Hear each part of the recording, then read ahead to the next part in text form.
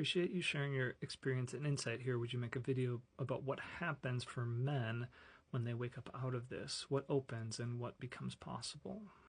When I was a Christian, towards the tail end, I started to see a lot of problematic things where it's like, something's not right here. This isn't adding up. I have issues with these things. I would walk away from sermons upset and angry. Like that's harming people. That's actually creating something inside people's identity that they're going to need to heal from. You're not offering them healing. You're hurting them, and they will need to be healed from what you're doing to them. But I didn't understand it fully. It's like there was a cap. There was a limit to how far I could really unpack that because my identity was tied up with it. And when I saw myself as a Christian first and then a human second, there was only so far that I could take that. And it wasn't until leaving Christianity that I was able to have enough distance from it to truly unpack the destructive nature of some of the most fundamental concepts around Christianity. My experience with masculinity and manhood is the same. I was able to see problematic stuff when I still identified as a man, but it really took me distancing myself on an identity level and seeing that, okay, I am not a man. I am leaving the man camp. I am something else. And at first, the first movement was to identify as genderqueer, and then move into non-binary, and then change my pronouns, and then stop identifying as a man altogether. And the farther I moved away from manhood, the easier it was for me to deconstruct the realities of patriarchy, manhood, masculinity, all the programming that I've received. So on one hand, I don't really know how men will do this. I don't know how a man will be able to fully deconstruct masculinity and manhood while continuing to identify as a man. But for me, there has been the greatest freedom in no longer feeling like I have to prove or earn manhood. It gives me so much space and so much peace that I don't have to devote any resources towards that. I can be okay with the critique of manhood, masculinity, and patriarchy without taking any personal offense. It just saves me a lot of calories. Like the emotional labor and the mental work I have to do just diminished severely.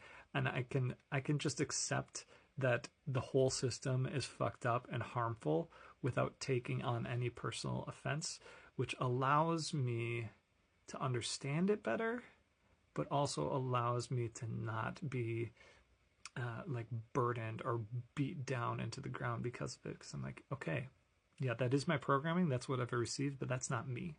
And I'm moving farther and farther away from that.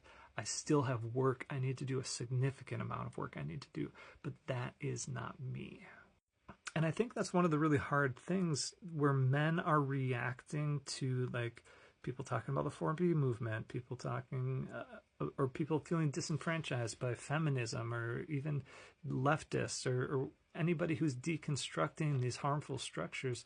Men feel like they are being attacked because men see themselves as men first and then humans second.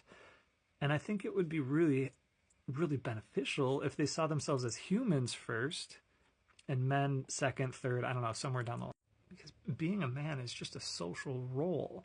It's not, man, I really wish humanity would evolve past this idea that manhood and womanhood is like a core identity piece. I know that is the reality that we live in right now, but I don't think it has to be. But of course, as a non-binary human, I'm probably biased there. When you find the freedom to no longer feel the compulsion to defend manhood, to defend masculinity, to defend patriarchy, you just have so many more resources emotionally and intellectually to devote to just being a better person. You have margin, you have space to consider how your actions are impacting the people around you. You no longer have to prove yourself, so you can just take an honest look and see like, oh, that was hurtful. I'm going to do something about that. And you don't get all cluttered and messed up in these ideas of maintaining a gender role or like proving your manhood. There's just more freedom to become a better human. And when you identify with the oppressor class, you're going to have a hard time empathizing with or even understanding the plight and the difficulties of the oppressed. You're not going to understand what women are really feeling and experiencing. You're not going to understand how the policy changes and the proposals that are being made right now are impacting people because you associate yourself with the oppressor class. It's just going to cloud your vision.